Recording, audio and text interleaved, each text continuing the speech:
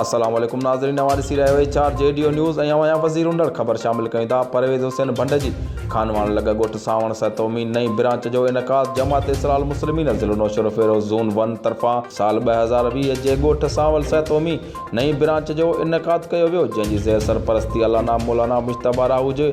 ऐं ज़िला नौशरो फेरोज़ ज़ोन 1 जे उहिदेदारनि कयो, जिन में सदर मज़र अली क़ाइम खानी, सीनियर नायब सदर ग़ुलाम मुस्तफ़ा डोबल, नायब सदर Khalifullah Rakhio Chana, press secretary Iqbal Ahmed Sahito, branch Khanwan सदर अली अहमद सहतो, जंहिंजी ज़ेर निगरानी में ॻोठ सावण सहतो जी नई ब्रांच चूंड थी ऐं नवां उहिदेदार चूंडिया विया, जिन में सदर लियाकत अली सहतो, नायब सदर Nawab Khan Sahito, general secretary Ustad Koral Sahito, joint secretary Ata Hussain Sahito, press secretary Atif Hussain Sahito, finance secretary Muniruddin Sahito, इतला secretary Sanaullah Sahito, office secretary Mohammad Isa Sahito, library incharge Mohsin Ali सहतो।